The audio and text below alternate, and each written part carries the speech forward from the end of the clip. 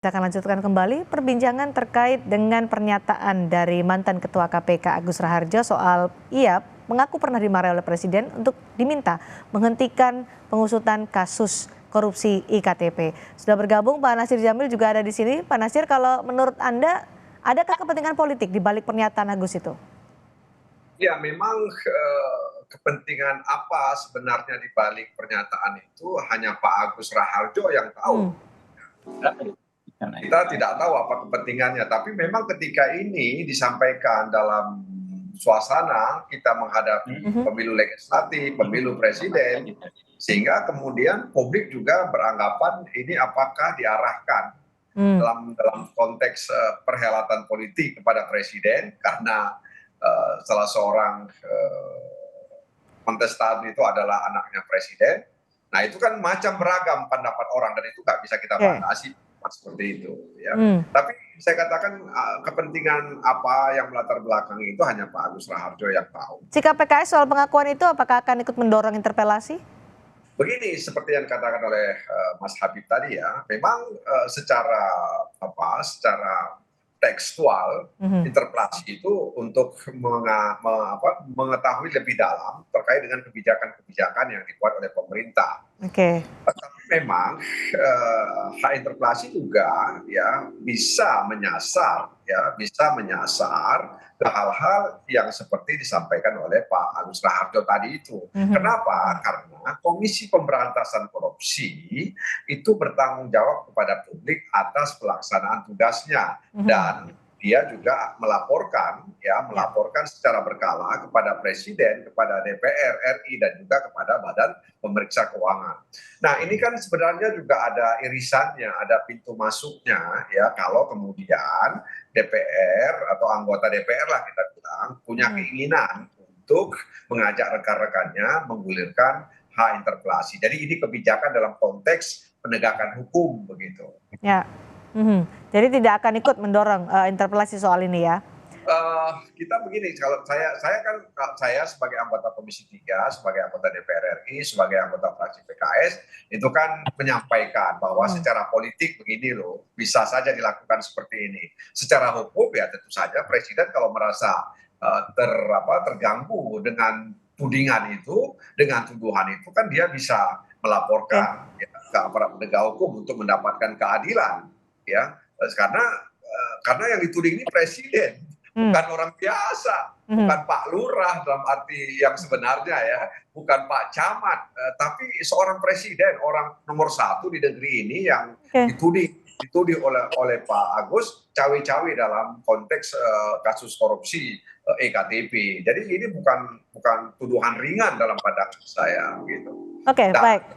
Dan tentu saja Pak Jokowi itu kan presiden saya juga ya, presiden saya karena saya warga negara Indonesia. Saya juga merasa. Baik, saya ke Mas Praswat. Kita sebagai warga negara itu merasa loh, kok presiden kita dituding seperti itu gitu loh. Mas Praswat, ini menjadi pertanyaan publik juga tadi dipertanyakan oleh Presiden Jokowi. Ini kan sudah divonis Setia Novanto soal kasus IKTP. Kemudian ini muncul lagi, diungkap lagi oleh mantan Ketua KPK. Analisa Anda soal ini? Ya, saya nggak melihat itu sesuatu yang kami dari pada proses penyidikan itu memang secara real itu saya juga hadir pada saat proses penangkapan dan penjemputan di Permata Hijau. Itu tidak melihat sebuah testimoni dari Pak Agus Raharjo kemudian itu jadi satu fitnah atau ada arahan politik atau menghilangkan kredibilitas seorang presiden dan lain-lain. Menurut saya testimoni beliau itu kan dari dialog dengan Mbak Desi ya, dan apa saja yang saat itu terjadi, sama seperti kayak pada saat saya ditanya tentang apa yang terjadi saat kasus bansos atau kasus macam-macam yang saya pegang di KPK dulu ya. Dan hari ini sepertinya seolah-olah ini dibawa ke arah politik, terus lalu kemudian presiden bertanya ini maksudnya apa, lalu kemudian teman-teman di DPR sibuk menyusun interpelasi dan lain-lain. Sebenarnya kami dari sisi penegak hukum itu juga agak bingung ini karena proses penegakan hukum itu ya apapun yang diupayakan dilakukan intervensi oleh pihak lain pada saat itu kan nyatanya adalah gagal. Itu yang garis bawahi bahwa Pak Setia Novanto berhasil kami tetapkan sebagai tersangka, yang saat itu notabene ya adalah ketua partai dan ketua DPR. Itu fakta bahwa ada intervensi, banyak intervensi dan lain-lain, itu sebenarnya menurut saya bukan satu perdebatan, tapi memang itu adalah fakta. Saat itu pejabat negara, jangankan seorang ketua DPR, Pak, jadi gubernur atau menteri dan lain-lain aja banyak yang kemudian coba untuk sampai hari ini pun KPK berbagai macam kasus banyak coba intervensi gitu. Bagaimana kemudian kita Tapi apakah menutup mata. Tapi apa memang intervensi seperti itu pernah terjadi di KPK, Mas Baswat? Bukan pernah terjadi, saya pikir itu satu hal yang sudah sehari-hari ya terjadi, Mbak Cindy. Jadi karena KPK itu kan selalu prominent person, dia di pasal 11 itu adalah melibatkan orang-orang yang big fish bentuknya, itu selalu terjadi. Jadi apapun itu, tapi kan tidak berhasil, itu yang saya garis bawahi. Apapun intervensinya, sebesar apapun intervensinya itu tidak berhasil, dan kami tetap tegak lurus. Pak Setia Novanto divonis 15 tahun dan hari ini semuanya tidak ada yang berpengaruh terhadap kami gitu loh. Tapi intervensi itu kan seperti yang disampaikan oleh Pak Nasir Jamil tadi, bahwa dikatakan oleh mantan ketua KPK yang dituding adalah presiden soal intervensi menghentikan kasus korupsi KTP. Benar, apakah memang pernah terjadi seperti itu?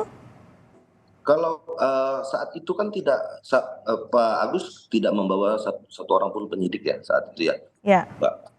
Tapi peristiwa itu, rangkaiannya itu, saat itu memang Pak Agus di KPK itu sedang bergejolak dan mau mengundurkan diri jika penetapan tersangka atas Setia Novanto coba dicabut atau ada intervensi politik dan lain-lain. Saat itu ancaman beliau jelas, dan kita tahu semua teman-teman penyidik di KPK yang hari itu terlibat.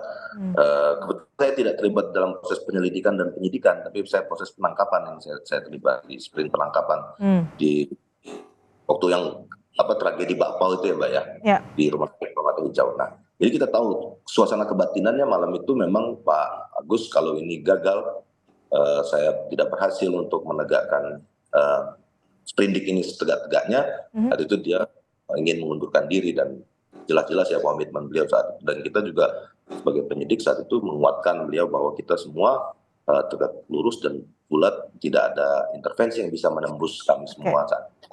Baik. Itu faktanya Mbak, jadi faktanya memang tidak bisa diintervensi apapun. Soal kenapa Pak Agus ngomongnya hari ini atau ada motif apa politik, kami bukan politisi, jadi kami tidak bisa menjawab itu, Mbak Cindy. Oke, baik. Pak Habib, Anda juga mendorong ada proses hukum terkait pengakuan Agus Raharjo itu. Kenapa? Saya ya? Ya, tentu, karena yang dia sampaikan kan adalah peristiwa hukum. Ya. Yang namanya intervensi adalah peristiwa hukum yang melanggar pasal 21 Undang-Undang Tipikor. Kalau kita berbicara hukum tentu kan harus dengan proses hukum. Ya silakan gitu, jangan sekedar membuat pernyataan yang bikin pemberitaan tetapi nggak ditindaklanjuti. Jadi maksudnya apa? Wajar dong kita bertanya kan. Kalau keinginan dia adalah menegakkan hukum, untuk tegaknya hukum, ya tidak ada intervensi, pasti kan yang dilakukan adalah langkah-langkah hukum. Tapi kalau ngomong tanpa bukti, lalu tidak melakukan tindakan hukum apapun, ya kita bertanya gitu. Oke, baik. Pak Nasir, jadi setelah ada pengakuan dari Agus Raharjo seperti itu, soal ada intervensi menghentikan IKTP, apakah menurut Anda ini akan ditindaklanjutikah pernyataan itu, atau ya sudah, dibiarkan saja? Dan ya, Pak Agus kan menyampaikan itu tidak detail ya. Nah karenanya kan tadi pertanyaannya apakah Pak Agus ingin mencari sensasi atau ingin menyajikan bukti kepada publik gitu. Jadi tidak cukup hanya sebuah pengakuan yang tidak detail. Tapi kalau memang Pak Agus punya keberanian lebih, ya dia bisa menyusun satu cerita terkait dengan apa yang dia alami dan bisa menyampaikan kepada pihak-pihak yang dianggap bisa menindaklanjuti apa yang dia inginkan. Nah, siapa yang harusnya menindaklanjuti soal ini menurut Anda? Ya, artinya Pak Agus ketika dia menyampaikan itu apa yang dia inginkan, kan kita nggak tahu juga. Gitu. Nah, oleh karena itu kan saya katakan secara politik bisa saja misalnya DPR menggulirkan, misalnya teman-teman mencoba untuk menjajaki untuk menggunakan hak bertanya ya kepada presiden gitu, apa benar presiden seperti ini. Dan sebenarnya kalau misalnya hak interpelasi itu misalnya bisa digulirkan, pertanyaan-pertanyaan Mas Habib tadi itu juga terjawab. Kenapa untuk misalnya Ganjar tidak atau bagaimana dan sebagainya. Sementara ada pengakuan bahwa Ganjar ini dan sebagainya begitu. Jadi akan terbuka. Tapi kan kita kembali lagi kepada Pak Agus, hanya ingin mencari sensasi atau apa begitu. Oke, ini akan dilanjuti dorongannya tadi. Ada macam-macam dorongannya, ada yang kemudian interpelasi, ada mendorong ke proses hukum dan ditindaklanjuti soal ini. Terima kasih Pak Nasir Jamil, terima kasih juga Pak Habibur Rahman dan Mas Prasyad Nugraha sudah bergabung di Sapa Indonesia Malam sore hari ini. Terima kasih.